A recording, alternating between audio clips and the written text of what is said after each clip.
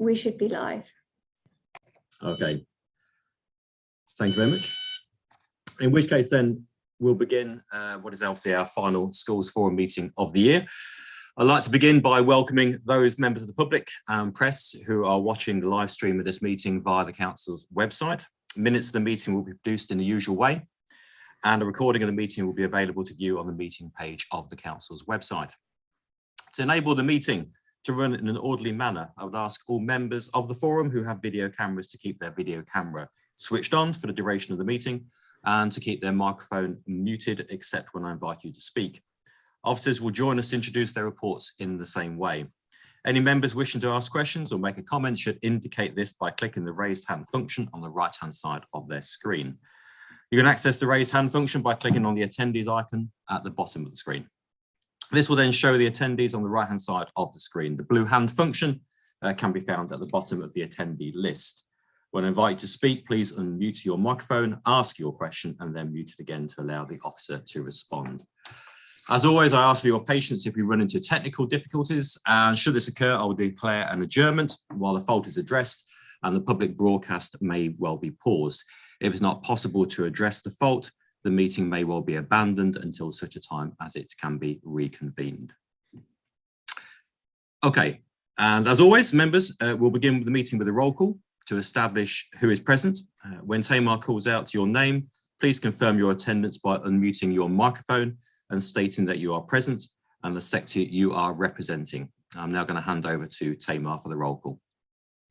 Okay, so first on the roll call, I have Adrian Ball. I know he's going to be late, so I've noted that.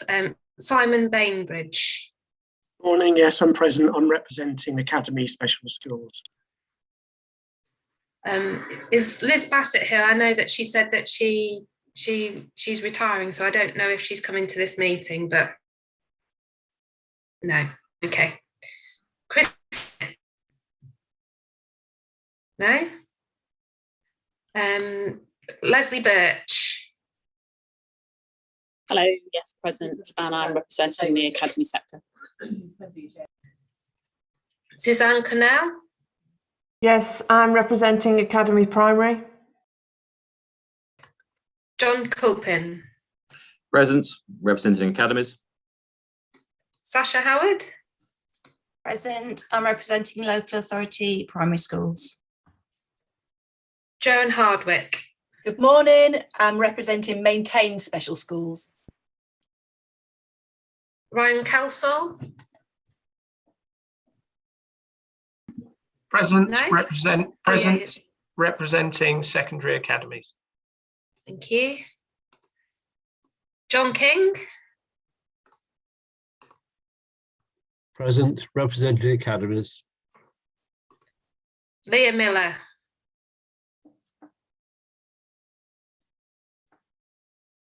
No. Duncan Ramsey. Hello everyone, here and representing academies. Richard Spencer. Hello everybody, present, representing secondary academies. Thank you. Corinne Taylor.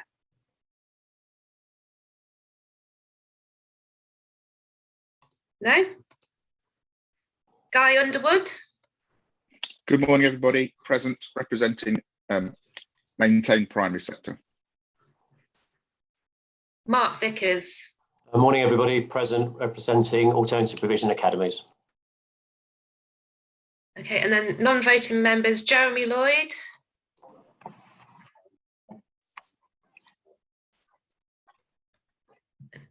And Deborah Parr. No?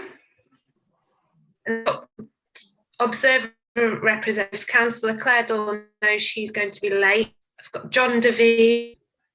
Present, representing teacher unions. Councillor Bryony Goodliff. No. Claire Clark. I'm present. I'm an observer for the Roman Catholic Diocese of East Anglia. Thank you. Canon Andrew Reid. Morning, Diocese of Ely Church Schools, maintained and academies.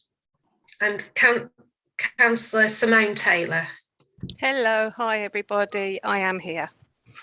Okay. Wonderful. Thank you. That's everybody. I think. Is there anybody that I've missed? Sorry, it's Christopher Bennett from St Peter's School, Huntingdon, representing secondary academies. I'm sorry I'm late. I just have an issue with the computers in general. Okay, thank you very much. And Liz Bassett, sorry I was a bit late, representing CPH. Who was that again? Sorry, I couldn't hear. Liz Bassett. Liz Bassett, thank you. Thanks, Liz. Okay, that's great. Thank you. Thank you very much, Tamar. In which case, then we'll move on to the first item of today's agenda, which is apologies for absence declarations of interest. Tamar, can you report any apologies this morning? Yes, so I have apologies from Alex Pearson, Paul Stratford and Rob Turner. And then Adrian Ball is joining at 11 o'clock and Councillor Daunton will be joining us late. Thank you very much, Tamar. So just before we move into the sort of substantial items of the agenda, just a warm welcome to Claire Clark, who's joining us as a non-voting member replacing Joe McCrossan from Our Lady of Walsingham Catholic Trust. So welcome, Claire. We also welcome Tom Kelly, who's the, if I got the title right, Chief Finance Officer of Cambridgeshire County Council. I don't know whether, John, you just wanted to give a bit of an introduction to Tom. Yeah, Tom leads on the finance of the council, so he oversees it, the Section 151 officer, and he's here today to talk about the financial impact of the DSG on the council. So I hope that's a useful person to bring along today for the discussions. Thanks. Thank you very much, John. We also have to acknowledge that Patsy Perris is no longer a member of Forum. We'd like to just thank Patsy for all of her contributions to Schools Forum over a number of years.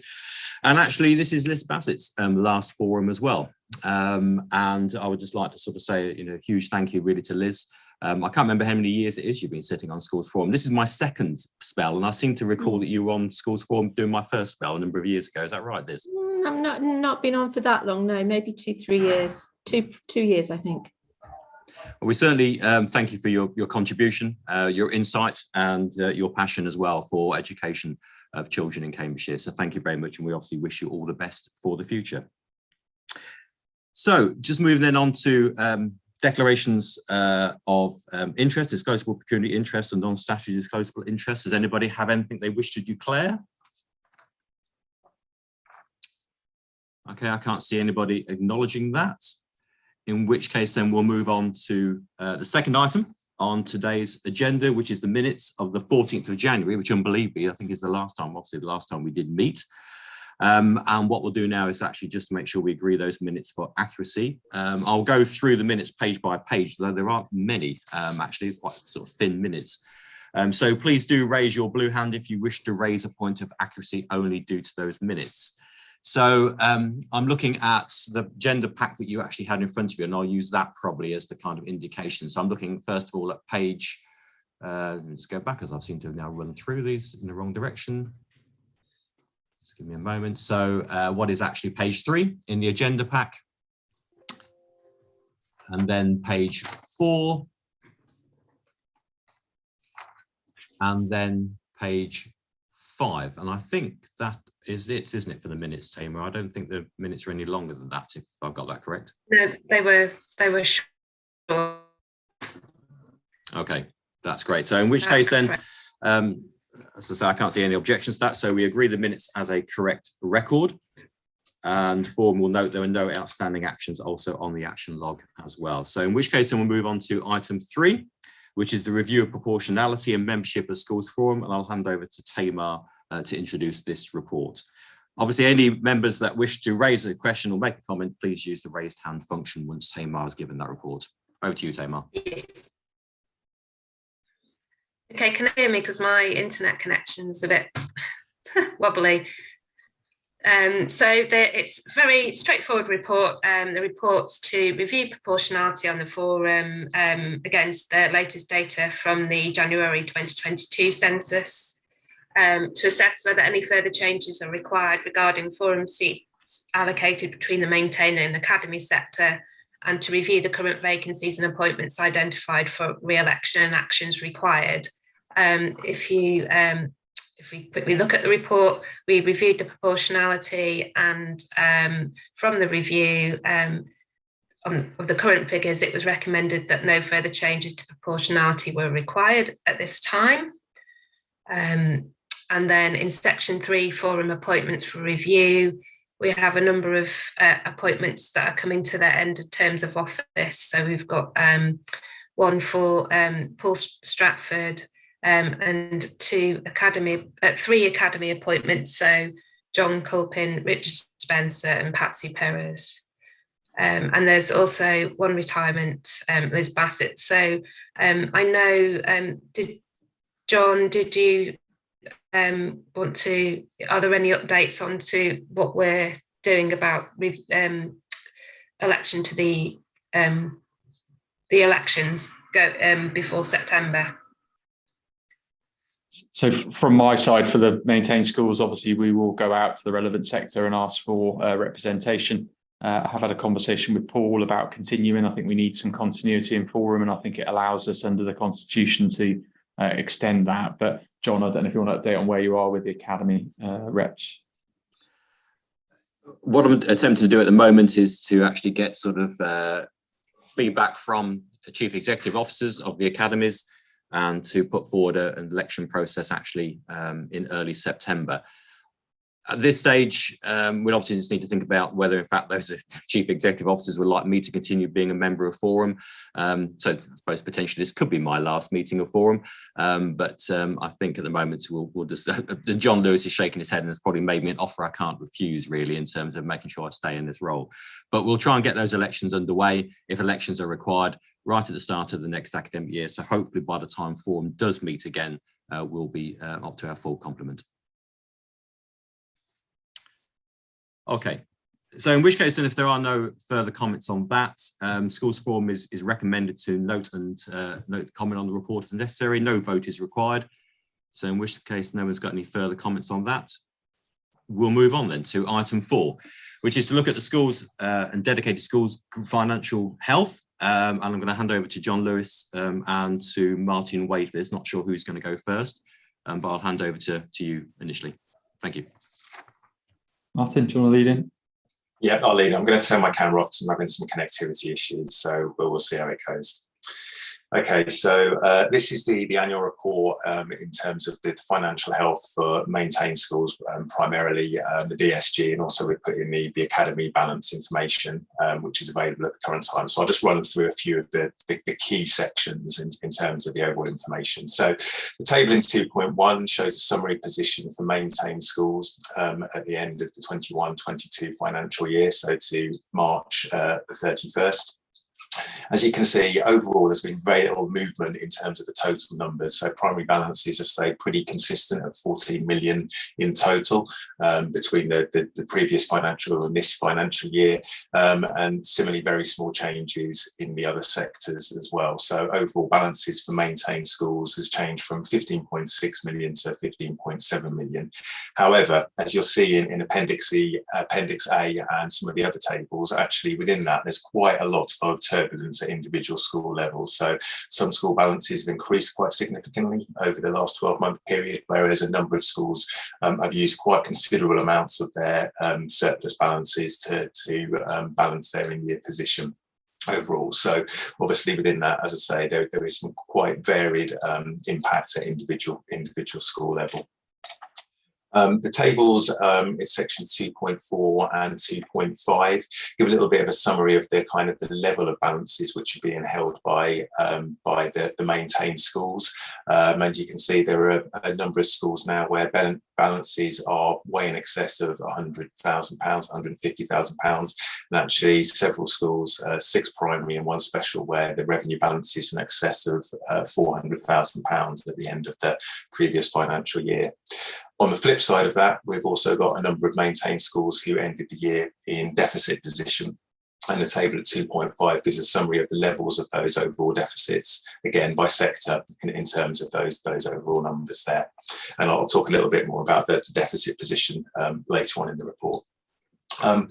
Section 3 talks a bit about the balanced clawback mechanism. Now, this is something that we've kind of discussed previously at Schools Forum. So for members of Forum who've been around a while, we obviously did have quite a strict balanced clawback mechanism in line with DFE initiatives a few years ago.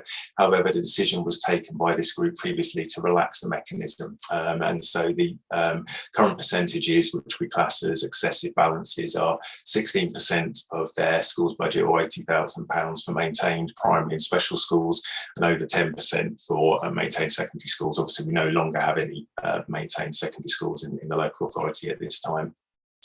In terms of that, so or where school is below the national educational floor targets, we apply a lower percentage threshold to that. So I think we had this discussion briefly last year, but it was just really to reopen this again around Schools Forum asked to consider the reintroduction of a more rigorous balance control mechanism for maintained schools. We've set out in section 3.3 how we propose that would work. We were trying not to make this as onerous on schools. It's just more around trying to get schools to consider how they are going to use those balances and apply those balances going forward, and have that information for us to request should we so want to going forward on that. So I'm sure when we get to the end we can have some further discussion around the proposal. Section 4 does talk a little bit more about these schools in financial difficulty. The number of schools reporting deficit at the end of the last financial year has increased. We had a total of 13 schools, which compared to 5 at the end of the previous financial year and 10 at the end of the 2019-20 financial year. And as you'll have seen in the table earlier on, again, the level of those deficits does vary between schools.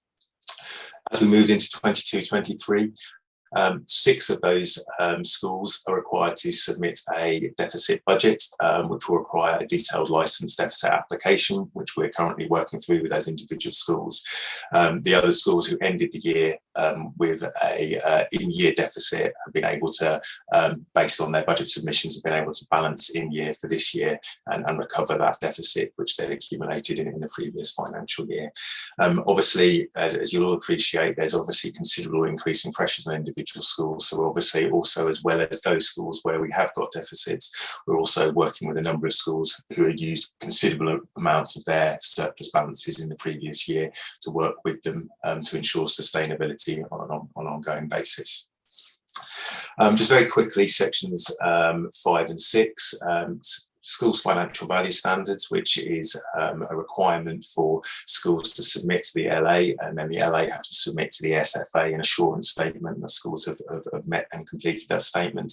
At the time we submitted the returns to the ESFA, 126 of the 129 qualifying maintained schools and PRUs had submitted completed SFES returns.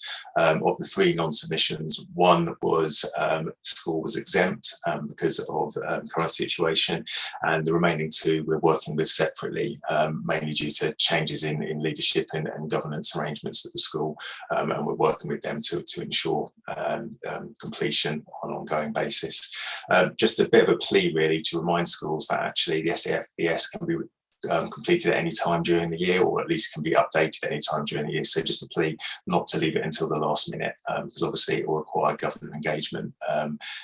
So it'd be good to try and complete as much as possible and submit as early in the year as possible.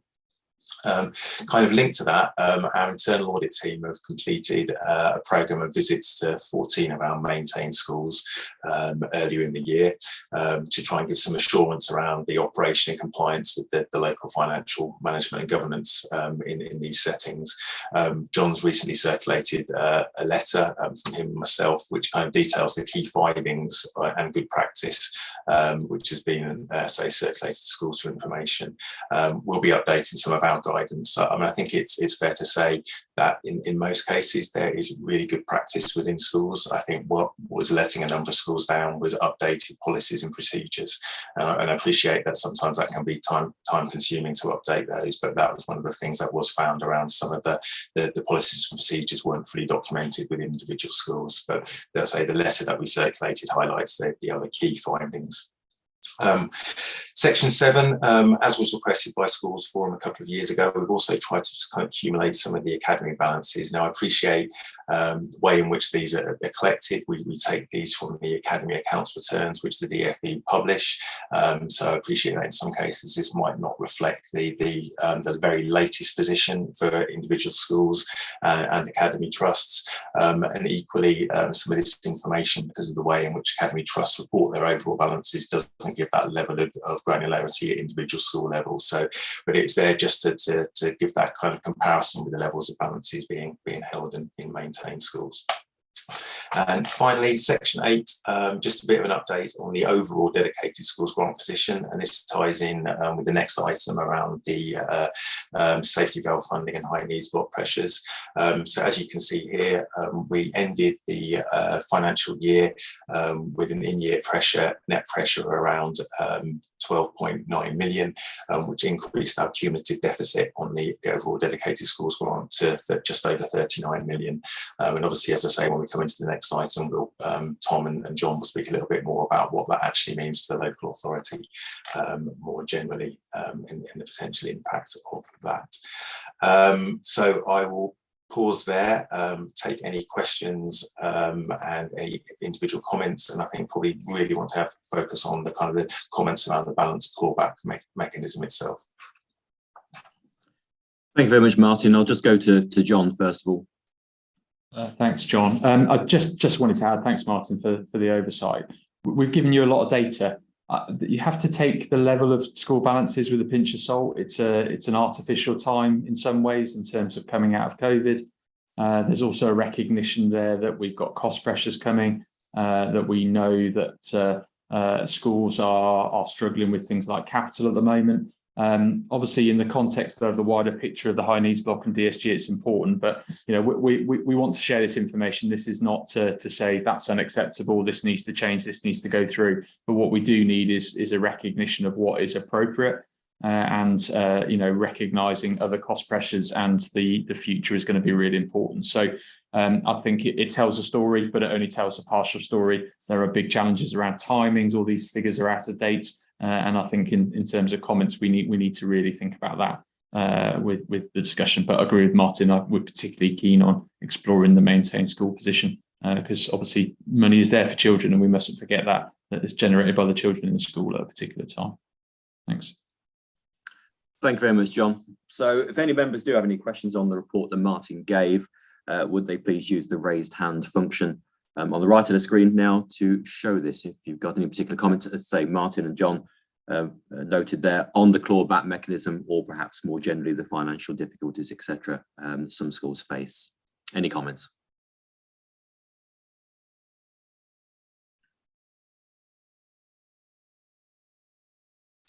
I'm going to go first of all to Guy and then to Richard. Yeah, I was just going to ask Martin and John whether the survey is the best way of capturing school position, and whether some kind of reporting mechanism, a template to be completed, would be better. Obviously, I think governors would need to be involved in that, given their kind of financial accountability, certainly the chair, whether that something could be drawn up with a group of heads just to work out what that would look like. As you said, John, there are sensitivities around this, but I also think that head teachers are aware of their responsibilities and accountabilities around finance. Yeah, I mean, certainly I think that would be something we're more than happy to look at. I think we did a survey previously. I think colleagues will probably remember last year or the year before and did that. But I think, yeah, some sort of template that we can circulate is certainly something we can go at. And I think you're right. We need to explore what that needs to contain, so that we're picking up the whole story. As John said, it's not quite as straightforward as the numbers in totality. So we need to be identifying those key areas. So more than happy to work with heads to develop that. Thank you very much, Martin. Richard? Just an observation, really, in terms of the ISB figures reported here. It'd be very helpful if they were reported as a percentage of the school budget rather than as a raw number, because that's actually not desperately informative. If we're saying that there are, I think it says 30 schools that are in excess of the 16% threshold, it'd be useful to know how many are in excess of the proposed 10% threshold, because that's quite a significant ask that we'd be making of those schools in terms of the procedure we're proposing they follow. And my second part of my question really is just about, and forgive me from the academy sector asking a question around maintained, I recognise that, but we're acutely aware of the impact of energy costs in particular across the sector. And what's the relationship, do you think, between tightening the expectations around or tightening the threshold at which a balance is excessive and, you know, the need for schools to prepare for significant energy cost pressures? If I take the first part, Richard, I think, yeah, the percentages, I'm more than happy to circulate a revised version of that spreadsheet with the percentages attached to that, so you can see that information. I think John will probably want to comment on the energy costs, but in terms of what we're seeing, it's a bit of a mixed picture with some schools in terms of the contracts that they're already in, when those contracts are ending, in terms of the arrangements and what that impact's going to be. But yeah, obviously that is going to have an impact at individual school level. And I suppose it's not just energy costs, it's the whole cost of living and anything else that happens in terms of teachers and staff inflation and pay awards as well, what that's actually going to mean for individual schools. So I think we'd like to do this exercise as it stands now, but obviously with a view to revisiting it going forward, depending on what happens with the national picture. I don't know if John wants to add anything to that.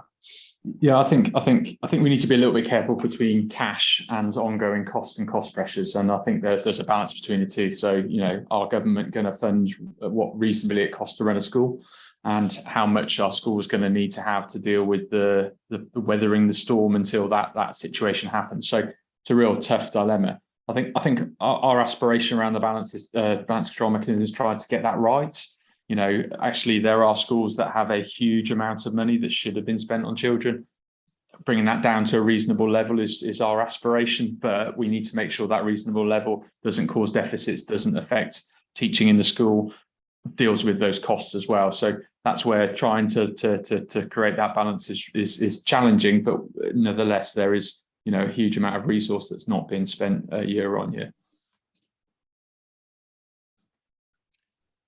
Thank you, John. I suppose my question, sorry, was just that, you know, we're proposing lowering that threshold quite significantly at this point. It's just whether you feel it's the right time to be doing that.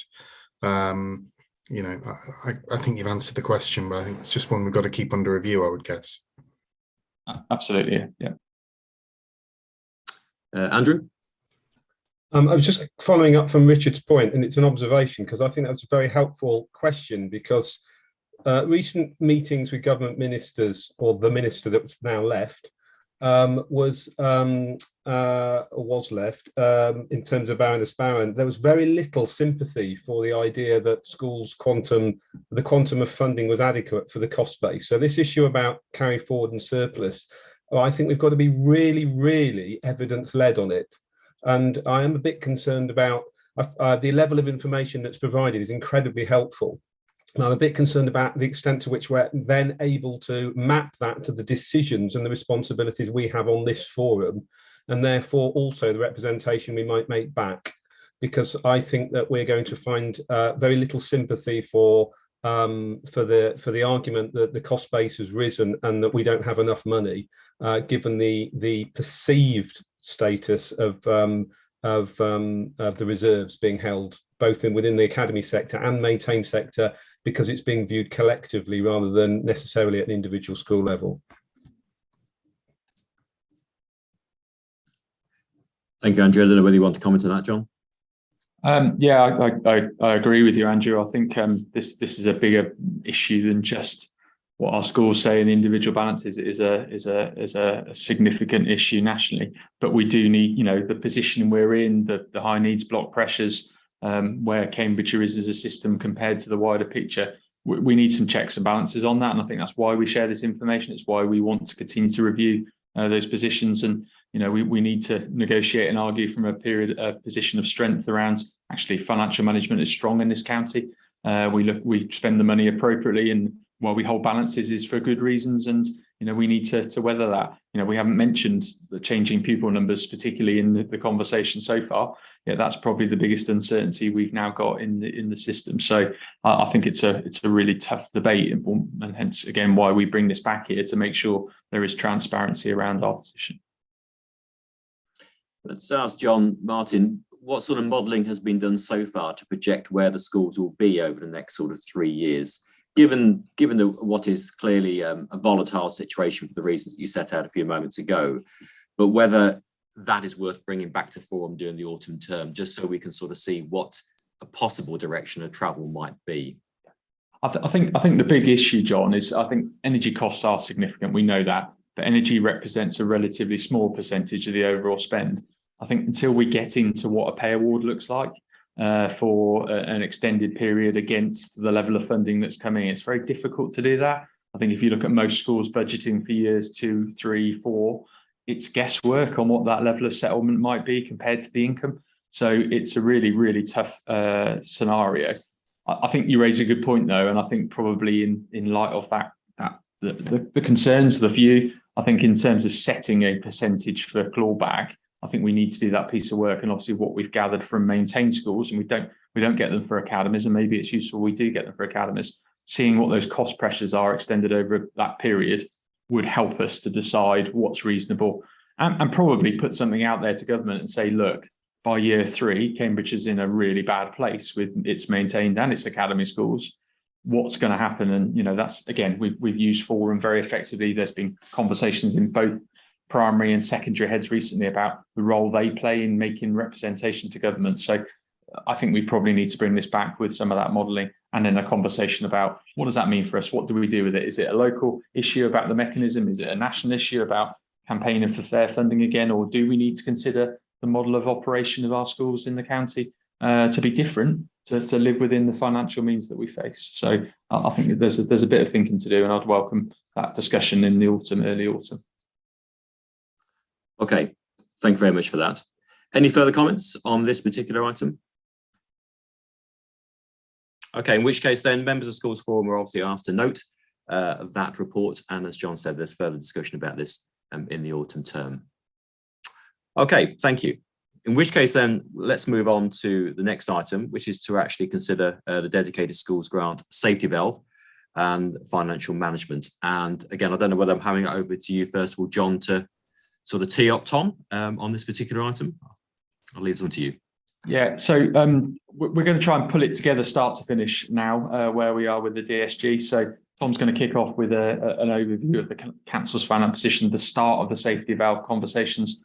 I'm going to be joined by Joe Headley, who's going to join me to talk about where we are with transformation, the work we're doing, and the financial ask. So what we're looking to get out of this conversation is really for you to understand the current situation, what it's looking like for Cambridgeshire with external funding coming in. And I think probably we need a conversation about the consequences of not getting an agreement with government around funding as well, because I think that's hugely important, because ultimately that will affect the funding that we allocate to you. So I'm hoping, by the end of this, we can probably talk about next steps and what we will need to do in the early autumn in light of this. But I think probably important Tom covers it from his perspective first. Thanks. Well, thanks, John. Good morning, everybody. This is my first time attending Schools Forum for several years, and thank you for receiving the report that's been submitted. I wanted to just speak briefly this morning to set the high needs block deficit in the wider context of the County Council's financial position, to provide some lead into the item to come that John's just mentioned, and to emphasise the opportunity we all have before us through the safety valve process, and that it's essential we take it, notwithstanding that it will involve some difficult choices. As we've just seen from Martin Wade's report a moment ago, the accumulated high needs block deficit is in excess of 39 million. And on current plans, we continue to spend much more on high needs each year than we receive in funding. That £39 million represents funds that have already been spent on children and young people in education, with the County Council, in the absence of anybody else in the system, providing the cash flow to enable that spending to continue. However, the council is in fact, in accounting terms, currently prohibited from accounting for its general funds in this way.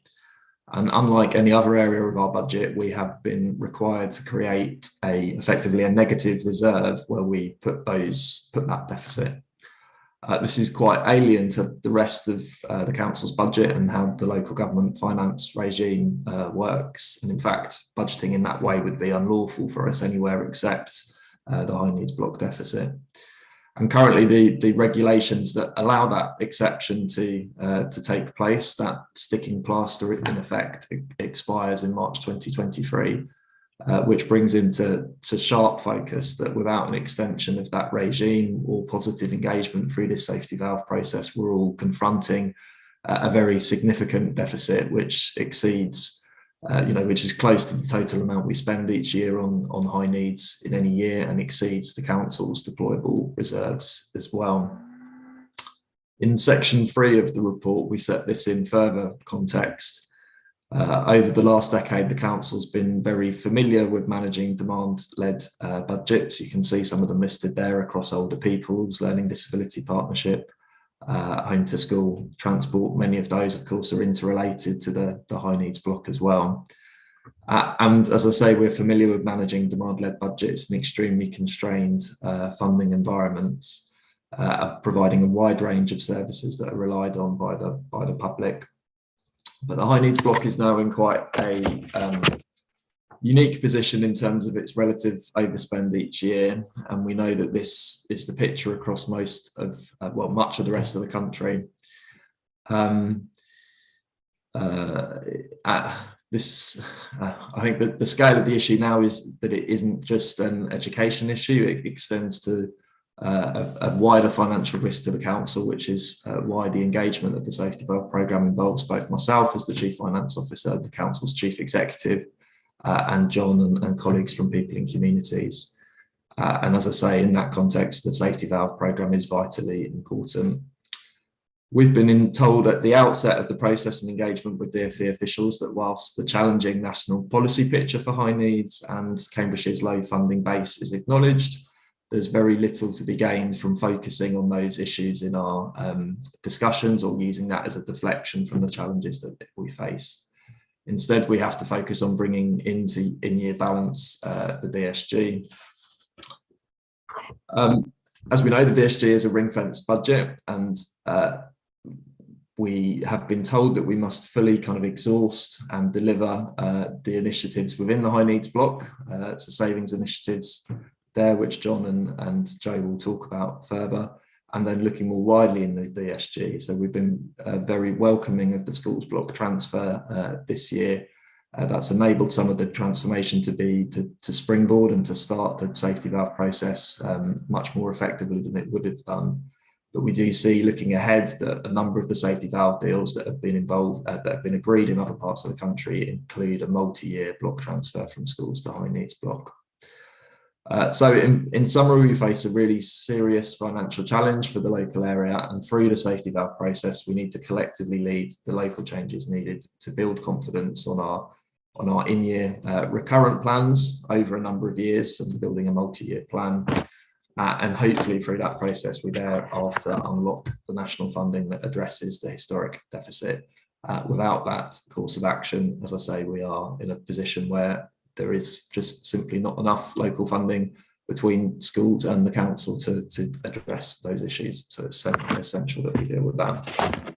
Chair. Thank you very much, Tom, for setting out the context of this and obviously the significant challenges it poses to the council as a whole. In a moment, John and Joe will go through, in a sense, how we're going to respond to the kind of safety valve mechanism. Does anybody have any particular comments on what Tom has just gone through? And as normal, if you just raise your hand and I can direct the question towards you. First of all, Simon. Hi, thank you. The critical piece of data there is the sharp increase in numbers of learners with the Ehcps coming into the system. Is there any projection for how that's going to look over the coming years? I'll pick that one up. Yes, Simon, we've redone our forecast model. I'm very happy to share that with colleagues. The growth is, while still increasing, it is topping off. and part of the safety valve process will be for us to show that demand over the next 5-year period. We've done it by need, primary need, we've done it by age, so we've now got a model that will flex in line with those changes. And obviously what we're trying to now do is build a model to show how we can put more into the prevention, early intervention area to reduce the need for education, health and care plans, to reduce the cost base. So I'm very happy to share that model with you. It's been hugely worked on. We've had a lot of colleagues developing that, and it's now in place. I think that would be really useful to see, actually, in terms of the background. Yeah, I think it would be our intention in the early autumn. I've talked about an additional schools forum to really run you through that model for you to understand, where we are, what we're going to come and describe, the transformation program plays into it, and how that affects the financial position. And is Cambridgeshire in a similar position to other local authorities on that front? Well, looking at the last 3 years, we're not out of kilter with anyone. Actually, in the last 3 years, we have a trajectory over 7 years that is much stronger. I think we need to remember that Cambridgeshire was a low statement in authority historically, and a proportion of our funding is based on the fact we were low statementing. Even now, that commitment is there for a period of time. Looking at the last 3 years, though, in line with the counties in the Eastern region, we are in the pack, slightly higher, but we're currently 15% higher in terms of our education, health and care plans than other similar local authorities and the national. So we have a challenge around this. There is a huge context going to describe that going forward. We are going to have to deal with it. That's the purpose of Tom's paper. It has to be dealt with. We're going to talk about how, and that's changing the model, and you're going to see the start of those changes coming through. Thank you, John and Simon. Any further comments on Tom's report? In which case, Forum obviously asked to note that report, and probably what we need to do now is move into the next stage of this, which is actually looking at the high needs block, and for John and Joe to actually go through this, which has a number of sections to it. And I think John and Joe, you're going to pause at various points to take any feedback from members. So at this stage, I'll hand back to you, John.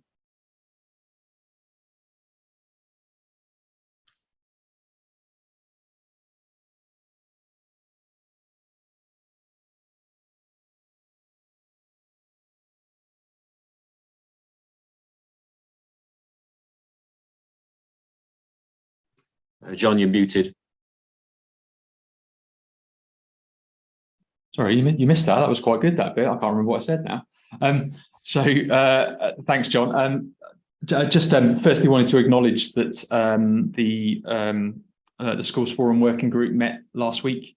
We went through the detail of these proposals. So we did discuss quite a lot of information that we're going to share, some of, not others. And obviously, as I already mentioned, this is describing the change that we believe is needed. Having now met with the DfE, worked through the DfE, their expectations on us as a local authority that's Tom described, and how we deliver it through into it. So I'm going to skip through it fairly quickly. I've got a copy of this in your pack, and as John said, we'll stop for questions at various points throughout. I think playing into your comments, Simon, we know the context of Cambridgeshire. We did share this with the DfE. This was part of the process. We presented to them. Myself and the Chief Exec and Tom and Martin were there and Joe joined me to present where we are. I think the DfE's view is there is a recognition. The pressure is significant on local authorities. I believe there is a new round of the safety valve opening this September, and we haven't even barely touched the process for this last round. So it does show the overall position. And we think there's somewhere in the region of 3/4 of local authorities nationally now have a deficit on their high needs block. And, we've extrapolated here some of our issues locally. But I think what's really important we don't forget through this process is that we are an inclusive county. Our mainstream schools do a fantastic job on inclusion. We have amazing special schools. We have huge commitment about working together, driving things forward. And while we go through change, we must not forget that. I think it's a really important part of what we do very, very well in Cambridgeshire, and why we've worked through that going forward. I have to say, though, demand is causing stresses and challenges, and you would have felt this as school leaders significantly. Issues such as our EP capacity, our education psychologist, ironically a budget that's not funded from the high needs block, but has such an impact on the high needs block, where we are solely doing statutory work responding to requests for assessment at the current time. And we have had to deal with backlogs in terms of demand coming through from schools. So that melting pot, as I've described it many times, has come together. I think we're in a good place now. So you're going to hear from Joe the fact we've invested capacity. We know what we need to do. We had a very robust conversation with one of the local authorities that was suggested are doing very well in this space about their plans and transformation. There was nothing they shared. They shared with us that we're not doing or not proposing to do. So actually that engagement with the system and doing the right thing is what we're all about. One word of caution I put around this, and it may be a very helpful part of the debate, is obviously the Green Paper consultation closes on the 22nd of July. There are cost implications behind the proposals that are put forward there. And certainly us aligning our actions in light of the Green Paper is going to be an important part of what we consider going forward.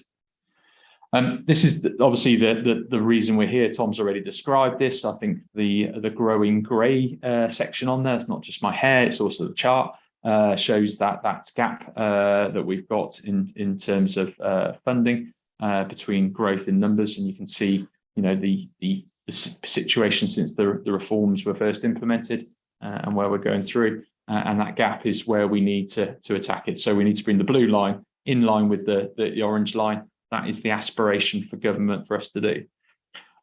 What the expectation of that pace towards getting there is a 26-27 financial year balance. So there is a recognition that it takes time for change to happen. You don't change or cut things overnight. And I don't think that's our aspiration to do that, although some of our focus will be, do we need to do some of these things and should we stop it? But closing that gap has to be our focus, and our trajectory and plans, we are aiming to do that more quickly, but in an appropriate, planned and managed way. Just to say, we are updating our SEND strategy. There are a number of workshops in there. Obviously, you're required as a local authority, and in the Green Paper as a local area, we'll be required to have a plan for how we deal with our SEND. So that is being worked on.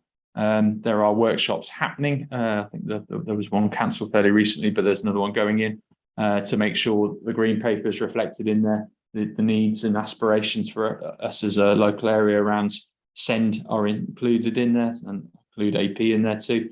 But we will need to represent the expectations of the safety valve in our strategy as well. So that's going to be a key theme and approach throughout it. But actually, our safety valve proposals are all about early intervention and prevention and shifting that spend through. I have shared here the governance again. I just want to reiterate, we want to do this in partnership. We think this is such an important part of the way we work in Cambridgeshire. And my aspiration is that, this is not a top down, it's not a local authority deciding. This is about the system responding, and that includes health, social care, schools, early years settings, colleges, to do the right thing. And our structure has been set up to make sure there is transparency. So we will report into the Children and Young People's Committee and Strategy and Resources Committee that obviously Tom's described, and Tom leads on the sort of financial aspects to that. But we do have in place other forums to do that, and making sure that there is good governance around these areas. So I'll pause, John, there for any questions in terms of context of where we are. Not a huge amount of new content in there, but we're going to move on to the transformation programme, but happy to take any comments before we come over to Joe. Thank you very much, John. Does anybody have any comments on what they've heard so far?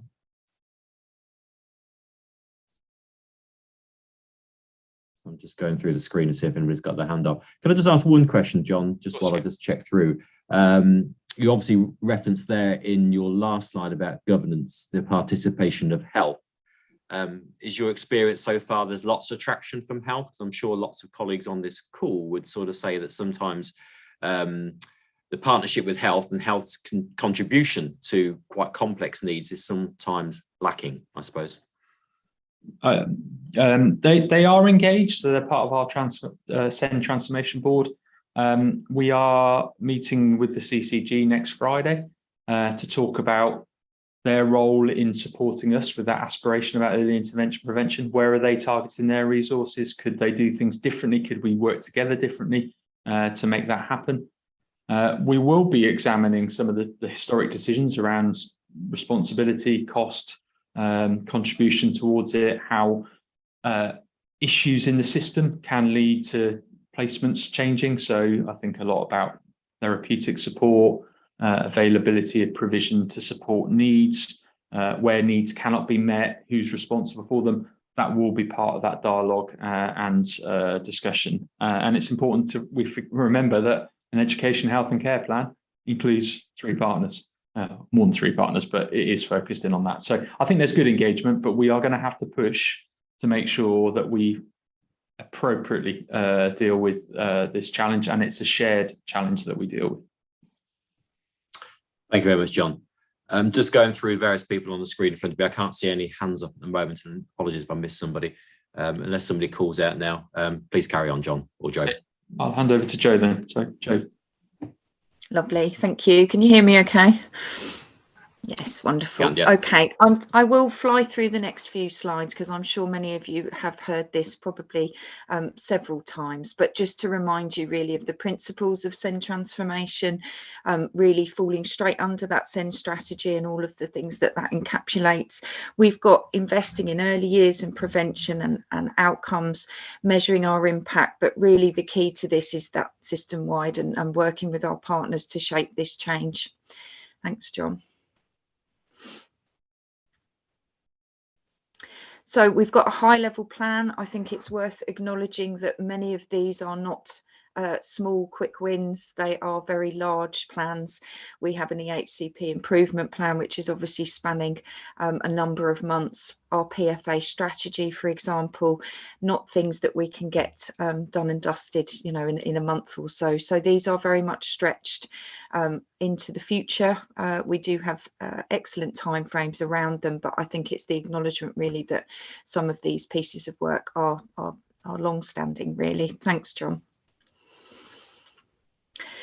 So I'm not going to go into great detail into every single work stream because I think I have gone through these in previous meetings. There's a lot there and we have added more work streams. I think we've now got 14. I'm going to move on to go through the updates around those actually, which hopefully will provide a little more insight. Thanks, John. And then the enablers that we talk about as those drivers for change, just in terms of updates, IT transformation, for example, huge procurement process around the statutory assessment team and the efficiencies that hopefully we're going to find with the new case management system. Thank you, John. So really moving on and updates and progress and successes. We will move on at the end of the presentation to talk and look at how this hangs really with the safety valve work that we've talked about. So the outreach model has been re-evaluated, relaunched, looking at facilitating that support for our children and young people who are in mainstream settings via our special school outreach model.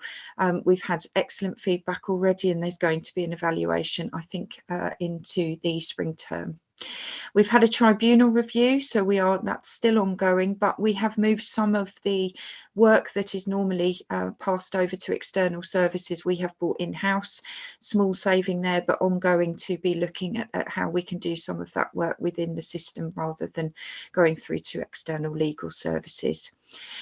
One of the really big and exciting pieces of work, and I have to say I've had a little demo of our new web-based toolkits for Cambridgeshire. We are looking at how SEND support and OAP, so ordinarily available provision. We're going to develop and are developing a huge toolkit for our mainstream settings. We're hoping that that will stretch. The scope has got larger around FE and early years and our special school settings in terms of that concept of OAP. But for the time being, we're concentrating on this toolkit that will hopefully be a one-stop shop for all things training, signposting, resources, webinars. It's looking really good, so I'm really pleased to tell you that we will be hopefully launching the start of that publication in September, but will be a hugely ongoing piece of work that will be added to and live. Preparing for adulthood, we've got a lead in place now. We have a multi-agency steering group that's been established. We've got Martine Simpson-Thomas who has taken over the lead for that, and we are developing a PFA strategy for Cambridgeshire. Banding and descriptors, if you've got anything to do with ERBs, so enhanced resource bases, we have commissioned Send for Change, who are leading this work. They are focusing initially on the ERBs, but the plans in place are that we will have a descriptors of need and banding system, a graduated approach across our mainstreams, our ERBs and our special schools. Really exciting piece of work. I think what we've learned from other local authorities and the feedback that we've had is that the collaboration and the kind of journey with our schools along this is absolutely vital. So I know there's been a lot of interest from a lot of head teachers to get involved. So we will be kicking off some groups around that once we've done some of the reviews within the ERBs. We've talked quite at length around changing the conversation and where that needs to happen. We've started internally statutory assessment team, additional needs team and our A&I officers. We're now looking at some pilots around transition points, so particularly focusing on early years and where that early intervention can happen, really to try and look at some of the de-escalation straight into special school in our early years as well. Thanks, John. So tuition, we have a cohort of children and young people on tuition or alternative provision, and certainly in line with the Green Paper, we are looking at a deep dive into that cohort of children. We're nearing completion of that, and we'll be looking at the themes and an action plan to come out of that around children with EHCPs who do receive tuition. SEMH, we've had a conference held on the 5th, which I hope many people will have attended. We've had excellent feedback on that. I think it was a very jam-packed day, but certainly worth it. We've also been out for expressions of interest around enhanced resource bases within mainstream settings for SEMH. So at the moment, we're looking at an options appraisal and bringing together those expressions of interest across the county to look at locations and areas of need. The EHCP improvement plan is a whopper, I have to say. It's a really large piece of work. We're obviously looking internally at timeliness, quality assurance. We are having to focus in on particular areas. We have decided actually that complaints and satisfaction and parental satisfaction with EHCPs in the system is one place that we'd like to start. We're also focusing on reviewing all templates, all letters, all correspondence in order for us to move to implementation of the new case management system. The case management system, there's a point there at the bottom, but we are now nearing completion with procurement, and actually what we are going to need to do is to make sure that that system has everything on it and everything is right. So that big kind of review of letters and templates is huge, but I think ensuring that actually we've got everything right as we move to that system. Now there will be a parent and a professional portal, so in terms of updates on where an EHCP is in the process or where advice has been submitted, professionals and schools will be able to go on and access that information immediately, which I think is music to everybody's ears, really. We are also going to be focusing as part of the EHCP improvement plan on the post-16, but also particularly the 18 to 25 cohort, which I think we need a kind of a huge focus really on that, and linking in with the PFA and the Preparing for Adulthood strategy. Panel redesign, we've overhauled, we've introduced some new panels. We now have a post-assessment panel, which is really looking at many of these assessments that are going through, but looking at whether an EHCP is necessary at that point and whether one needs to be issued, and if so, what funding and provision needs to be linked. Now, obviously, that's very much linked to the banding work as well, and improving that transparency around decision making. We will be introducing multi-agency panels, so there will be a call for representation from schools and settings. At the moment, that has been a pilot panel, and so we will be obviously looking to get people involved in the next few months. Send Transport, this has been brought under Send Transformation.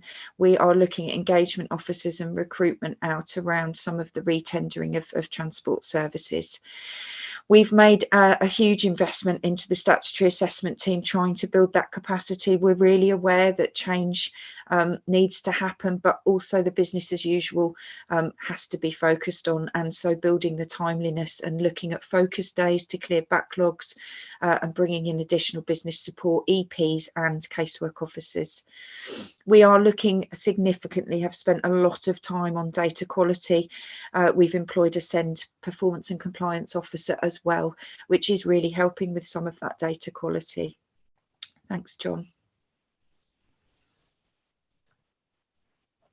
Okay, so the Invest to Transform funding as well, which I know we've bought and discussed previously. An update here. We obviously have gone through the transformation updates there with some quite details into where we're at. The contingency, I think John will touch on that later. The SEMH training, we are looking, as we discussed, around rollout of all STEPS training to refresher places, free places and free places for schools that have not yet engaged with the STEPS programme. We've got an emotional literacy project which will be available and accessible and free to all schools. Really exciting. That's being looking at that in the next school year. And we've had the SEMH virtual conference as well. SENCO training, we were looking at the SEND strategic team and how they would roll out some of our APGO audits going out into schools. I think we are just having a bit of a review on that, and we can bring some information back on that, but really looking at how SENCO training is going to look with that green paper as well, and whether we need to consider that slightly differently. And then the new provision and the developing capacity that Fran Cox is leading on. We've got lots, I think you will have seen lots of information and lots of work going on around that, including new provision, satellite provision and ERBs for SEMH. Thanks, John. So I suppose before I hand over to John, just really, I feel very much the momentum, the mobilisation of staff for our transformation is well underway. We have had a heads reference group on Friday morning, as well as the subgroup for Schools Forum, and we are going to be having head teachers represented on most of these work streams where there's interest shown. So again, another call for anyone interested in coming on board. I know capacity can be an issue, but really having voices heard in many of these work streams is obviously really beneficial. Thanks, John. John, do you want to stop there for questions or comments before we move on to the sort of finances and the safety valve process? Thanks, John. So just cycling through the images on the screen in front of me, whether anybody wants to raise a point at this stage based on what Joe's just gone through. I think certainly if I speak on behalf of the subgroup that met last week, very thorough work taking place. And I think we were generally very positive about the direction of travel. Any comments? I think Simon's got his hand up. Sorry, yeah. Joe, you mentioned about the SENCO qualification and the consultation to make that more of a leadership style sort of qualification, but there are a lot of other implications from the green paper, including a national Ehcp format and national SEND standards. I don't know whether you put any thought into how that will impact on the SEND transformation work in Cambridgeshire. Yeah, absolutely. I mean, I think when it landed on our desks, the green paper, there was quite a sigh of relief in terms of the direction of travel for transformation. I don't think we have gone in any way off course or are going to need to completely recalibrate what we're doing. I think there will be national banding as well looking at, but I mean, that could be years away. And we are really feeling that actually Cambridgeshire needs to continue down that path. Yeah. The same with our case management system. So the idea that there will be an EHC template and standards that we're talking about here. Our case management system, we know, is working in a number of other local authorities, and therefore they will be ready for that change. I don't think we can wait. I don't think the efficiencies that we need to find for our staff and for our schools and settings in terms of effectiveness, timeliness, efficiencies around EHCPs, I don't think we can wait. No.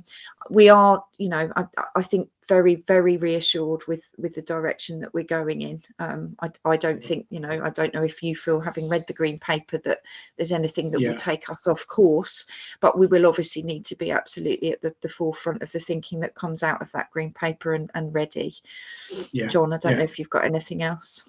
I think that sums it up well, Joe. I think whatever the green paper is going to happen, it's going to take a long time as well. Let's bear in mind the reforms from previous reforms 2014. It took about 8 years to probably get embedded. So, and we've checked with the DfE on many of the things that we're doing. They're very happy for us to continue as we are. Fair enough. Thank you. Thank you very much, John and Joe. Richard? A question in terms of the plans for new provision and enhanced resource bases. Can you just give us any, maybe too soon, have you got any notion of how many places we anticipate emerging and whether those will be cross-phase places or just secondary? Yeah. Yeah. We did. We have put a huge investment into this area. So there's 60 million through council sources. So as well as us providing resource support for the revenue position, we're actually funding and underpinning the capital aspirations. I believe there's somewhere in the region of about 750 to 800 places will be created through discrete provision. ERBs would be on top of that, additional places on top of that. Our current demand, we've got about 210 children who are in the need of requiring a specialist place. And we already have enough schemes on the ground running, including frustrations around delays with planning and other things to make that happen. But obviously we're going ahead of that, and our model going forward will be used as a basis of creating that new provision. Geography is an issue and a challenge. That's where the spread and where the situation is. I've just actually received an email saying our potential free school that we've been considering will be considered under a separate process because we're in the safety valve arrangements. So I think hopefully some real positive things going on around that, but we have a range of schemes. We're very happy to share with the forum the details of the scheme. We've got some slides that just outline the proposals. And is there any, sorry, just a slight follow-up to that, is there any suggestion or sense that you have that some of these additional places may reduce the existing costs on out-of-county provision? Yeah, absolutely. It's very difficult to move children back out of that provision. I think we need to think about the independent sector. So we've mentioned tuition. We're spending £5 million on tuition places. And for a relatively small cohort, that's a special school amount of money, or cheaper than us. We could provide a whole special school cheaper. So there will be cost saving from that independent sector provision. And, we hope, that transition route we talked about, preparing for adulthood, bringing children back in county, will be a focus for us. And one of the strands that Joe's looking at is actually those transition points, those children whose needs are changing in those provision. Can they now be met in county, or would they be met with the provision that we create? Thank you, John.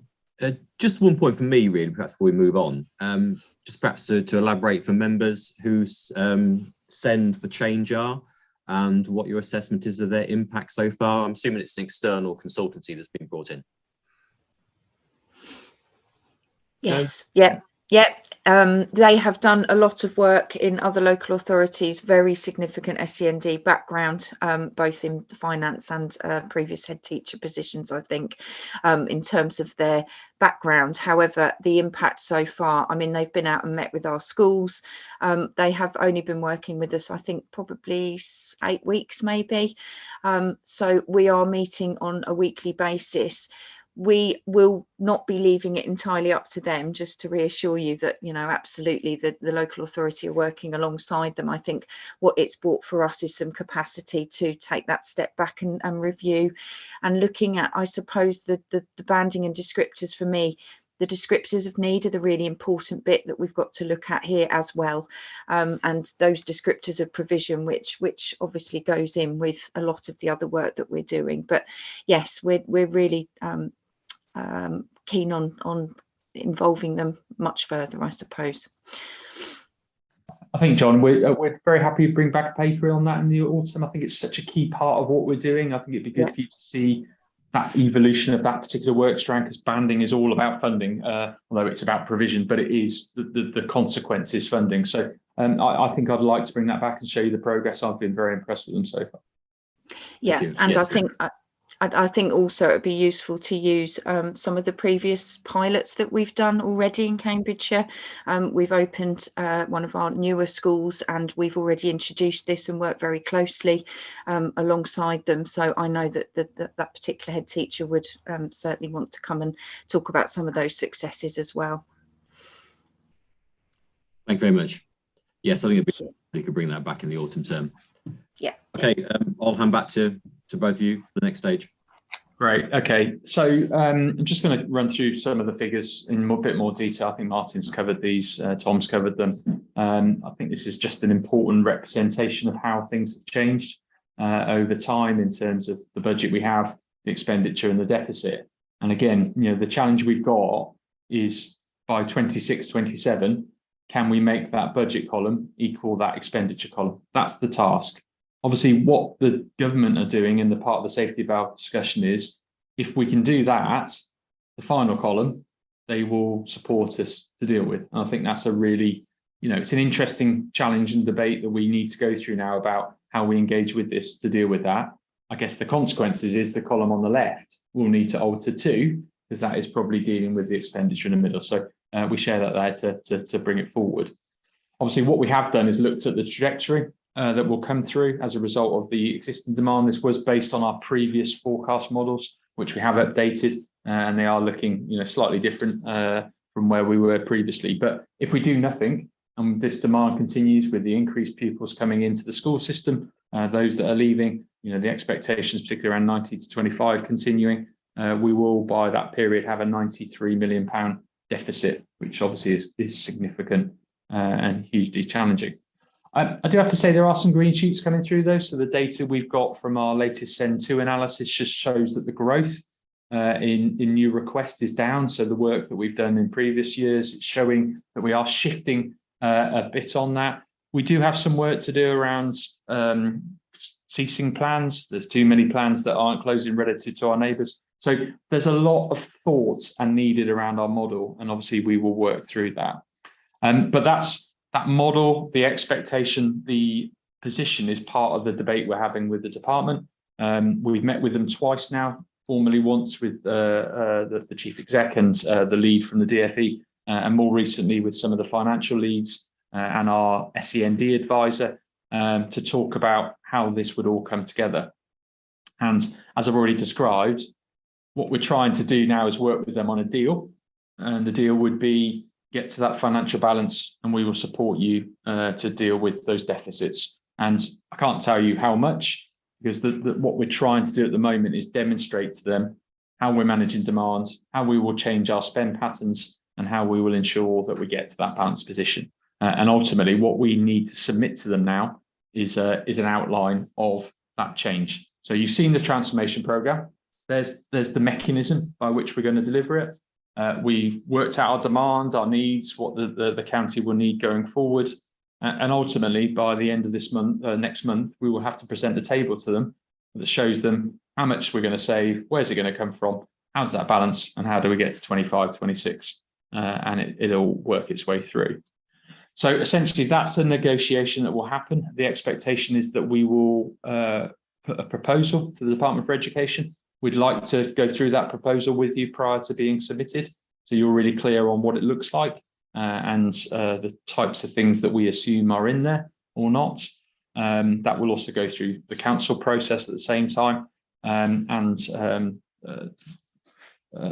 politics allowing, so that's a very sound way for me to mention it. We will hear from the DFE. It will take minister approval to get this sign off. They're expecting that to happen in December 22 to come forward. And essentially, if we agree a deal, there will be a profile over time of that position. They accept our deficit will get bigger in the short term. This isn't about saving money day one. We will see the tail of moving to a different cost base approach, early intervention model. That will happen over time. But essentially, they will then release money based on delivery or financial position. And obviously, we're very clear, things are going to change. We've talked about the green paper. It's going to be a huge difference in there. We know there are going to be changes in children and demographics, but essentially we will work with them to monitor that, and they will release funding all the way through from that period up until that 26-27 year, when we expect at that point to be standing alone and back on a financial balance. Obviously, you know, that deal needs to be appropriate. You know, I have that responsibility around outcomes as much as I do budget. It's my favourite interview question to ask head teachers: what's more important, financial balance or good outcomes? And I've got to answer that myself in that debate as we go through this. You know, what is that most important thing? And the answer is both are equally as important. So that's, did I get the job? That's essentially what we need to challenge ourselves on, about a reasonable set of measures to get the good outcome and to balance our budget. So that's what we're trying to achieve. So you've heard lots around it already. Lots of challenges coming through in terms of how we deliver it. Our focus and the plan, as we see it, is three things. You know, reducing the number in demand into the system, looking at our cohorts and making sure we deliver what they need, and ensuring value for money. So it comes under three headings, but it ties back completely to what Joe has said. And to help us to do this and try and avoid double counting, actually, one of the things that we're really animated about in our discussions is that actually you can change banding, but is that changing something else over here? Or, you know, if we move towards a different approach to preparing for adulthood, does that stop those in tuition? And we may double count children going forward. So we've developed a quite detailed model of how that will work.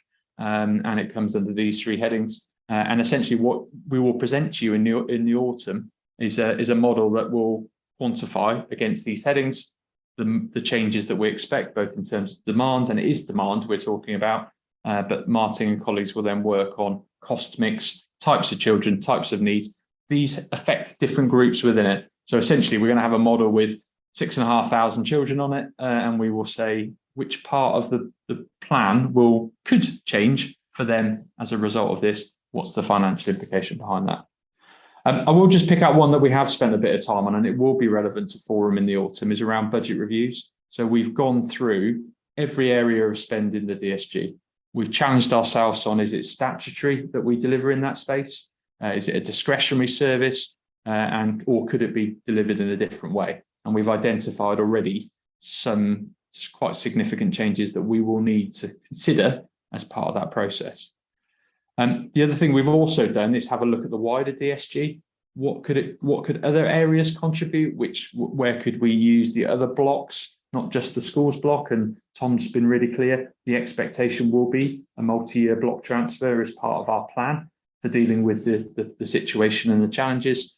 But equally, we will need to really look quite carefully at the spend, and is there more we can do to address this alongside those SEN impacting provision changes that need to come through. So that will be part of it. So I hope that's a useful explanation. I think this is going to be a really difficult process. I hope we can continue to work in partnership on this. It's a shared responsibility. Obviously, if we don't get that agreement, we will need to have a very different conversation with you about how we balance, because we will have to get back to complete balance. So it's a negotiation on all sides and all senses to try and do the right thing for the children of Cambridgeshire. So thanks, John. We're happy to take questions. Thank you very much, John. Does anybody have any comments on what they've heard? First of all, Richard. Sorry, I'm being a bit busy today. Just a quick one. The block transfer, forgive me, you may have already articulated this and I may have missed it. If we're talking about a multi-year transfer, presumably that would be a 0.5% transfer, or is there a suggestion it could be more than that? Would that be a sort of a decision that would come to Schools Forum on the basis that this is an agreement that will be binding for a period of 4 or 5 years or whatever? It would be a built-in assumption that once agreed, it would go in place. Obviously, you sort of remember that Schools Forum had the ability to agree up to 0.5%. Above that, it has to be a Secretary of State decision on that transfer. The conversation we've had with the DFE, and the expectation is that would be likely to be at 1% for an extended across that period rather than 0.5. But again, until we've done our financial modelling, understood where we are, what that means, that's still an open conversation, and obviously one we'd want to engage you with. Thank you, Richard. Any further comments? Simon. Yeah, sorry, it's me again. I was just thinking about again about reducing the numbers of Ehcp applications, and Green Paper says that mediation will become mandatory where there are disputes around that with local authorities. I'm assuming that will be in place when the Green Paper becomes white. But I just wondered if the local authority had explored the capacity with the current mediation services and whether they'll be adequate. Obviously, we wait to see the Green Paper and whether that actually comes into fruition. I think it has been an issue that parents have been quite vocal on, and we expect there to be some quite significant challenge around it. I think it would be important to get that in place. I think actually the focus though needs to be on the bit before that. Have we got the provision? You know, is the work around the ordinary provision in place? How are we talking and supporting parents with understanding their children's needs and how they're met? That all needs to come. So it's the negative end of the system, and I can see, Simon, why you're mentioning it, and we will be ready for that. Of course, we will be ready for it, but actually getting the bit before it right and working collectively more in early years, you know, all that area where we've been really clear, that's what will save money but create better outcomes, has to be our focus. Okay, thank you. Any further questions? Okay, I can't see any hands raised at the moment. Can I just then ask Forum obviously to note that presentation has been given to us, and obviously the challenges ahead are actually quite significant. And obviously we'll need to hear more in the early autumn term, which I think we'll talk about towards the end of the meeting, about when we'll come together again to discuss these points. But really just to obviously thank John and Joe for the work that's taking place on this so far and the progress being made in terms of the transformation strategy. But it is a challenging place for us to be. And I note and welcome very much the discussion there about collaboration and negotiation between the local authority and schools as we go forward with this. Thanks. Okay, in which case, if there are no further comments on that, we'll then move on to item 6, which is schools funding formula update, and this one to John and to Martin. Shall I share my screen and take control of this one? Okay, can you see the slides, colleagues? Not yet, no. Okay. There you go, they're coming. Yeah. There we go, brilliant, thank you.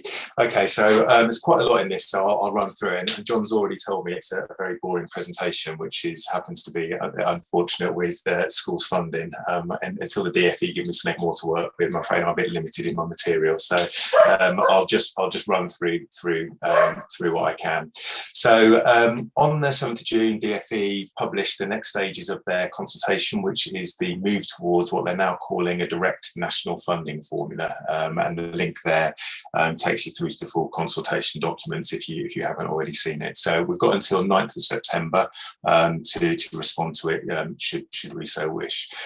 This consultation builds on their previous consultation, which was part of their Fair School Funding for All. And stage 1, which was focused more on the principles of moving to a direct formula, where so this current consultation focuses a little bit more on some of the details of implementation. That said, there is no definitive end date that they're working to for the different elements. They have said that the expectation is they're going to move towards it over the next 5 years, with the majority of things in place by 27-28. And there are further consultations planned on a number of the funding issues. But I think if those colleagues that have already read the consultation, I think you'll agree there's still quite a lot of unanswered questions of what this actually means in practice for the local authority, for individual schools, and probably for Schools Forum as well, as we go through it. We've already touched on this, and this is obviously, as John and Tom have both mentioned, a key national issue in terms of, and a key local issue in terms of the high needs block. And one of the things they have put in terms of the consultation is around the future consultations to plan the operation of the funding bands and tariffs and how that works alongside the schools funding. They're obviously looking to arrange address a range of complex issues, which could result in a lot of changes to the current system. It hasn't been addressed really since its previous implementation, so there's obviously a lot of issues that we're aware of and that we've already spoken about. However, this current consultation is focusing on two main issues to do with the high needs block. One we've already talked about, which is the block transfers, and Richard, building on your point, that the question you asked in the previous section. So this now is the ability for these multi-year transfers to be approved is now going to be proposed as part of these new operations for local authorities in safety valve. And as John mentioned, still that would be for anything above 0.5% would require Secretary of State approval, but obviously would need a multi-year sign up in terms of what that means. Obviously, as previously when we've discussed block transfers, any block transfer does impact on individual schools' budgets, and there's a range of options that they're putting in place there that you can consider as to how that would be applied to individual schools' budgets, whether it be reducing all of the funding formula allocations, reducing elements of the funding, or reducing elements to the additional needs. And that's obviously something that, as part of the consultation and as part of our local conversations, we're going to have to consider carefully what that impact actually is going forward. Another thing that they're looking to address is around the notional SEN. So obviously at the moment, every school has a notional SEN budget. It is purely that notional. It doesn't provide any more funding for individual schools. It's just made up of individual percentages applied to formula factors. And if you look, probably there are 151 different methodologies, as each local authority does it differently. The intention is that they're going to move towards a more of a national model for how this is going to work going forward, and therefore what we're looking at is potentially what that means for Cambridgeshire to try and move more towards a bit of a national average over the next year and future years to see what that actually means in reality. What is interesting is the looking at the appropriateness of the £6,000 threshold. Again, that's not been addressed since the implementation of the original funding.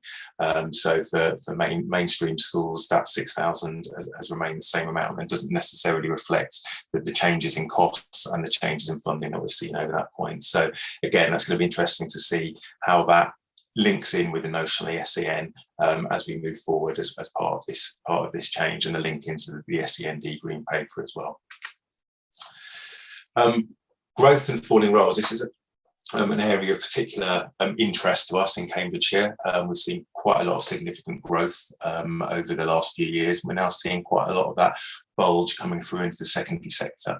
The way in which the funding currently allocated to local authorities for growth doesn't necessarily reflect that level of growth we're actually experiencing, nor does it necessarily reflect the number of new schools that we're having to open to meet basic need. So this is an area where I think the DfE are going to look quite carefully about how this is actually going to work in practice, and look at how it actually operates at both a national and local level going forward. Their approach, which is their DfE's preferred approach, and I think probably the local authorities' preferred approach as well, is to retain some local flexibility, but we still believe that we're probably best placed to support those local schools in our local area and have that best knowledge of where that basic need is actually required. What is interesting, one of the criteria that they're looking at around the Falling Roles Fund, which we don't currently have within Cambridgeshire, is potentially removing that good or outstanding requirement, which is currently mandatory. Historically, that's been one of the reasons why Schools Forum have decided not to apply it within Cambridgeshire, because of that mandatory requirement. So it'll be interesting to see as they go through the consultation whether that actual requirement is removed. Under that approach that they're proposing, the funding would still be allocated to local authorities based on a similar level to how it worked now, looking at the middle layer super output areas, so effectively smaller areas of numbers, and hopefully we would see that this would actually benefit us, because they'd be looking at a kind of a more detailed changes at individual school level within that. That said, we would need to see the kind of the illustrative data to understand what that impact would be for Cambridgeshire schools. They're also hoping to, or proposing to, increase the scope of the growth funding, which means that we could work with schools and wider trusts to reduce or repurpose space. And I think this is particularly important when we're looking at what we've been talking about with high needs, in terms of the opportunities to potentially use some of the growth fund to try and support that that provision and create new provision on site for those individual schools. So again, I suspect that will be something we'll want to consider alongside the SEND transformation work as we go through the process. I won't dwell on approach 2. As I say, I think approach 1 is our preferred and is definitely the DFE's preferred approach as well. Approach 2, which is much more at a national level, I think would be prohibitive and probably wouldn't be reactive enough to local levels of need within Cambridgeshire and to individual schools and trusts within our local area. One of the kind of anomalies in the funding system for growth at the moment is that popular growth is currently funded for academies, but not for maintained schools. There currently is no mechanism for maintained schools to get additional funding for where they're being popular and parental preference. So one of the areas of the consultation is looking at whether maintained schools should also be able to access popular growth, basing their funding on estimates, in which case, if that was to come to fruition, local authorities would apply on behalf of maintained schools, providing the evidence to support that. I think from my perspective, and I'm hoping I'm not talking out of turn, but from an LA perspective, I hope we would support that approach because it is an inconsistency across both the academy and maintained sectors as it stands at the moment. Couple of areas around premises funding really have very limited impact on Cambridgeshire. Split sites is currently an optional factor and it only applies to one school in Cambridgeshire. They're looking to bring it into a more formulaic approach nationally with the basic eligibility as listed there around a public road or railway as clean marker of between the individual sites, and sites must be used primarily for education of 5 to 16-year-olds. So we'll do some work to assess whether or not anybody else would come into the qualification when you look at the new distance threshold criteria that they're putting in place. And they're using the same measurement data that they use for the sparsity information, just in terms of this 500 metre distance. They do recognise that this is a cliff edge, so as they've done with sparsity, potentially they're going to look at bringing in a taper, which could then result in a sliding scale. Again, I think we'd have to consider how many schools that would actually impact within Cambridgeshire before making further comment on that. Again, they're looking at potentially for multiple split sites.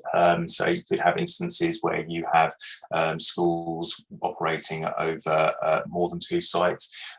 So they're looking at options there. Again, I'm not aware that we have any currently in Cambridgeshire operating under that model. But again, it could be something as part of the changes for different models of delivery that is considered as we go forward on that basis. They haven't yet said what the amounts are going to be, but the illustrative figures suggest that it's going to be 25,000 basic eligibility and 50,000 distance eligibility. This would be lower than our current funding for split sites. Again, would potentially impact on that the one school that does currently qualify under this factor, where they would receive protection under the minimum funding guarantee. But again, we'd have to understand the interaction of those factors and see what that actual impact would be. Another area of the premises funding that they're looking at is around exceptional circumstances. Currently only applied in Cambridgeshire for 1 PFI school and 5 primary schools who qualify for additional funding for exceptional rental or building costs. They are proposing to standardise what is funded under the approach that we've got, and as far as we can see, it wouldn't have any impact on majority of those schools. As I say, if applied, it would potentially result in 4 of the 5 primary schools that are currently in receipt no longer requiring because of this percentage threshold that they've put in place. But the amounts are relatively small for those schools, so we potentially have to look at alternative methodologies for those individuals. Moving on, minimum funding guarantee. As we know, this currently protects schools per pupil funding year on year. The national funding floor mirrors the minimum funding guarantee in local formula and ensures overall affordability. So they're proposal is to merge those into one single protection under the direct national funding formula. And the proposal is to use the local formula and the general annual grant statements received by academies as baselines for comparisons on year on year. Suggestion is this approach would remove the under-over protection, which is sometimes seen in the current methodology.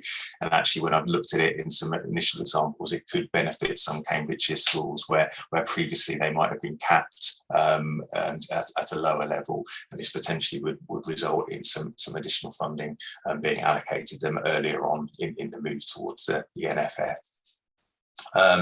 Just this kind of just continues a little bit more of the details around the floor in terms of how the floor changes.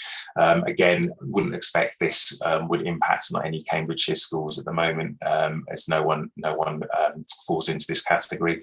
The view would be it seems sensible to remove the inconsistencies in the funding formula in that, and that will form part of our overall response to support that approach.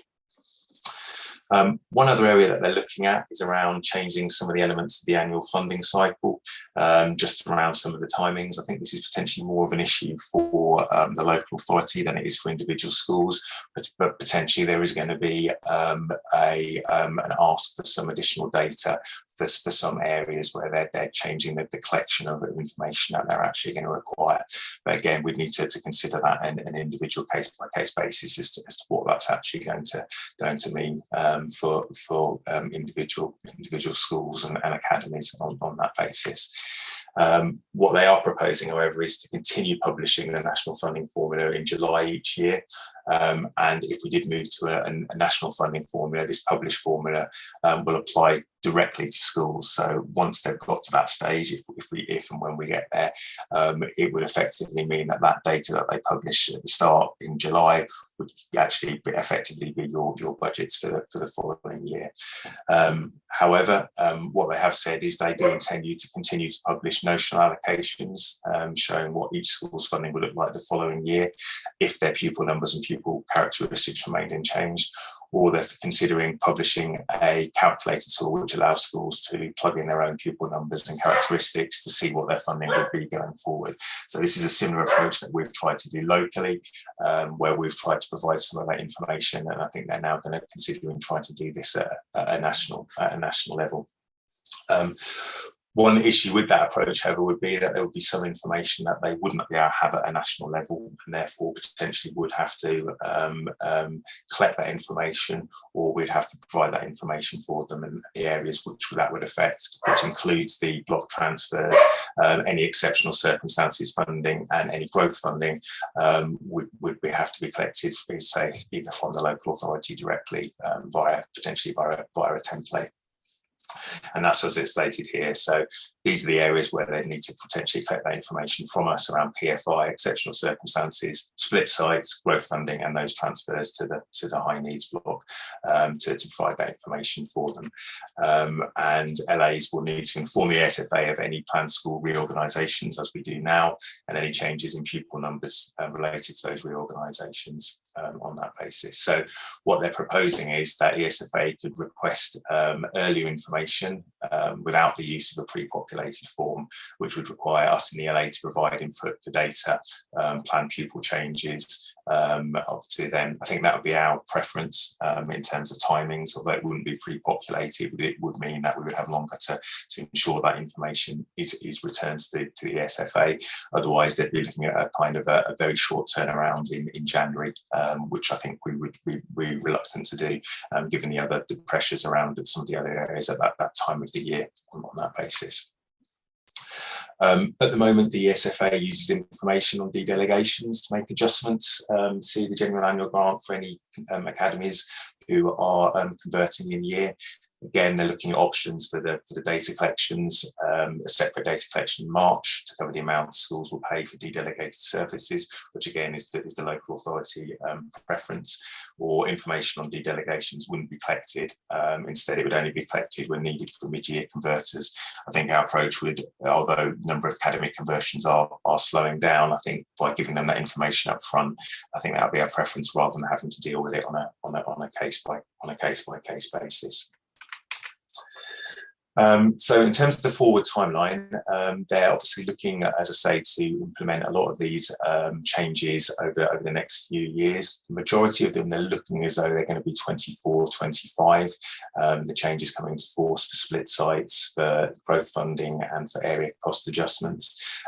Exceptional circumstances, they still haven't necessarily given a timescale of when those changes will be implemented, but I would expect there would be along similar timescales to the other elements of the affecting the premises side of it. In terms of transition arrangements, as I say, they're transitioning towards the NFF by and in 23-24, they're going to require us to all local authorities to use national funding formula factors only in their local formula and move toward 10% closer to those NFF values where local formula already exists. So for Cambridgeshire, that impact should be relatively small. We already use the national funding formula factors. We already apply the national funding formula rates based on the overall affordability. What will obviously be interesting is that interaction with any block transfer that is approved and how that impacts on the levels of funding in terms of the individual funding formula factors and the minimum per pupil elements within that. One other area which is particularly interesting and does potentially impact on Schools Forum is that the recently published Schools Bill supports the move towards a direct national funding formula, and in terms of the measure will mean that the Secretary of State in relation to England must determine funding for all mainstream schools through a single national funding formula, must pay this funding to academy trusts and to local authorities for maintained schools, and has the power to request that information on reorganisations and planned expansions, etc., and also has the ability on application of the local authority to reallocate funding from the national funding formula allocations to local education budgets to meet local funding pressures. So this is basically saying that within those new powers, they would have the ability to effectively do that multi-year block transfer to support the pressures within the high needs block. Equally, the measures will mean that local authorities will then have these responsibilities as well. It doesn't necessarily change anything where as it stands at the moment, but will require us to provide additional information to Secretary of State where it's required, and also includes the spending on the other blocks in terms of how that works. But we will be able to continue to do delegations as we have done previously in consultation with maintained schools. Schools Forum role, however, is potential change because obviously if there aren't as many local formula funding decisions to take, the role of Schools Forum will differ. So they will no longer advise on setting a local formula if this is implemented for Schools Forum funding, because that response will no longer sit with the LA, but will retain their responsibilities around the rest of the local education spending, including early years, high needs and central school services. So again, that role of Schools Forum is likely to change depending on the outcomes of these consultations and the implementation of the direct NFF. So intention is we're going to produce a draft response to the consultation and share with people in later this month or early August. Obviously, notwithstanding that, it is obviously going to be the school holidays to that period. Obviously, we've then got to finalise the consultation response and submit by the 9th of September deadline, and then we'll have some obviously more detailed conversations around the actual impact on the direct budgets for 23-24. Just before I finish, there are actually a couple of additional things just around early years. This consultation was launched last week and closes the following week to the main national funding formula consultation. And it's just a couple of slides just setting out the proposed changes around early years, that they are looking to revise the base rates for 2, 3 and 4-year-olds on a new formula rather than just applying uplifts to existing rates.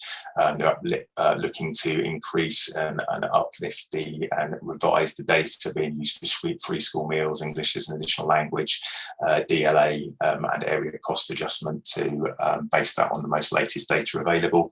They're looking to, as they did with schools last year, they're looking to baseline the teachers' pension grants and teachers' pension employers and contribution grants into the main funding allocations. And I think of particular interest to Maintain nursery colleagues, the Maintain nursery school supplementary funding is going to be updated. Again, I'll have some elements baselined into that, but that is a positive in terms of securing that funding for Maintain nursery provision going forward. They're also looking to bring in a funding floor, which shouldn't impact on Cambridgeshire, and also looking to bring in protections for 2, 3 and 4-year-old funding at plus 1%. As it stands at the moment, it looks as though, based on their illustrative data, our uplifts are around 4.4% for 3 and 4-year-olds and around 8% for 2-year-olds. But I think, as we always say with the schools budgets, it's important to note that all of the illustrative data that the DfE have published is purely that at this stage, and the actual rates that will be payable to providers will differ based on the final settlement and the overall available quantum. So yeah, I think that's the end of it. And as John said, it's not the most exciting topic, but I think it's something you certainly need to be aware of, which is happening. And I think in light of the earlier conversations as well, just understanding the kind of changes which are being proposed to some of the legislation also. Thank you very much, Martin. And John's wrong. That was a really interesting presentation, superbly delivered, I have to say. Any particular comments that members of Forum have on what you've just heard? Quite a lot of information shared by Martin there, but quite important in terms of the direction of travel. I suppose that point that Martin made towards the end there about the Secretary of State's power to actually enforce a block transfer to respond to local needs, I think is quite interesting and very much in keeping with some other aspects of that school's bill that's going through at the moment in terms of the increasing responsibility with the Secretary of State. Any further comments from members?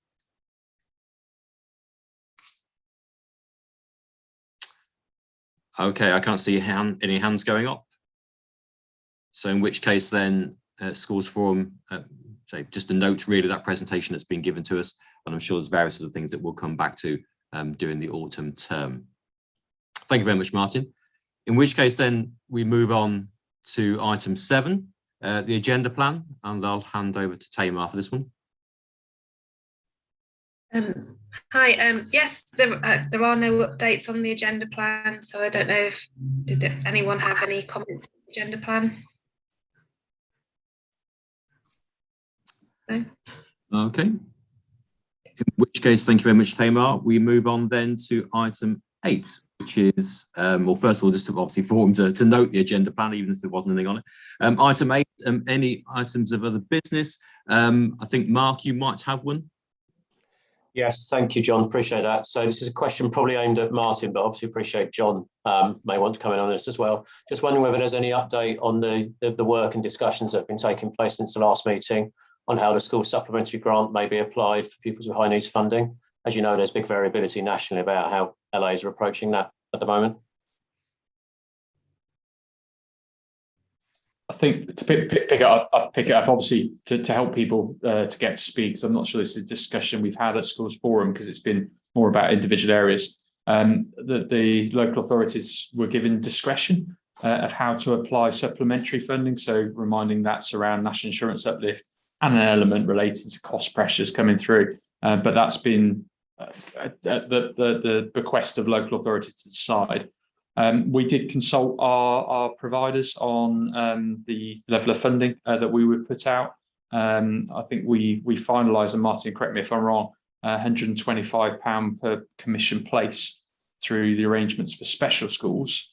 Obviously, with our AP provision being through BAPES and commissioned by schools rather than the local authority, I think that's a more challenging discussion that we probably need to pick up. But Martin was all right with that figure. Is it 150? Yeah, you were. Yeah, it was 125 for special schools. Yeah, but I think you're right. I think the kind of the relationship with the APs and the other sectors is something we probably need to consider in a bit more detail. That's helpful. Thank you. Thank you very much for that. Any other items of business? I don't know whether, John, you wanted to sort of reference the meeting that we're going to have on the 30th of September and also the High Needs Contingency Fund, etc. Yeah, so yeah, thanks, John. So yeah, we are proposing an additional schools forum date on the 30th from 9:30 until 12. I think we've penciled in provisionally, so Tamar will be circulating that. I think we'd want a conversation with you about the structure of that meeting, the decision making that we may or may not come out of it. Obviously, just remind you, the high needs and the safety valve is actually a local authority responsibility to set, but obviously we're really keen to get your views. So that will be coming out to you shortly, and we encourage you to come along, and if you can't make it, to send reps on your behalf. The high need contingency budget, it was one of the lines you saw in our recovery plan that you saw, sorry, the recovery plan, the 2.1 million, the 0.5% transfer was part of that arrangement. So to remind you, this is the exceptional funding for those schools that have high numbers of EHCPs relative to their notional SEND budgets. We've done quite a bit more work on that in terms of the allocations. There's 470,000 allocated to top up those schools that have exceptionally high numbers. We've run that model now. We've got the data now for June. We originally based it on May, but we're going to update it for the latest June position. So we're now in a position to put that scheme out to you. I think we shared details previously about how that works. I'll just very briefly cover some of the sort of agreements that we've reached around how that would operate. So we would compare the school's notional SEND budget at 80% of that figure, because we would assume 20% of that funding would go to support children without EHCP, so we should almost exclude it from the calculation. So that's one aspect we agreed to it. We said we would represent the fact there are schools in the county that are getting children placed from other local authorities. They maintain their education, health and care plan. So technically that wouldn't form part of our model, but we would look to adjust our model to represent the fact that some of our schools are picking up children. So there's a bit of a false position around that. So that's something we agreed we would do. And the final aspect that the working group, and sorry, this is not just the local authority construct, we did share this with the working group. The final element is that we would take into account or have a conversation with schools who had extremely high levels of balances before we agreed the allocation of those sums. So I'll give you an example without naming the school. There is one school that has a 7-figure balance. There's a sum of £1,300 that they would qualify from. Is that a good use of the high needs block where we see some schools with big challenges? So a discussion is what we'd said we'd do about what really do you have balances wise before we allocate that. So that was the sort of outcome from the discussion of that group. My intention is to write the scheme up now and to circulate that with a view that we would allocate the funding in September, and then we would rerun the model and readjust probably for November using the October census or all the latest data at that point. So, sorry, that's an AOB that's been added on. There's quite a lot of detail there, but obviously we agreed we would go away and deliver this. We've now done some work and are in a position to start putting that together to formalise that arrangement. Thank you very much, John. I'm not proposing that people comment at this stage, because obviously more detail will come back in the autumn term, but that's quite a useful update just to give people a sort of a sense of where the thinking is at the moment. Thank you. Any other points people want to raise?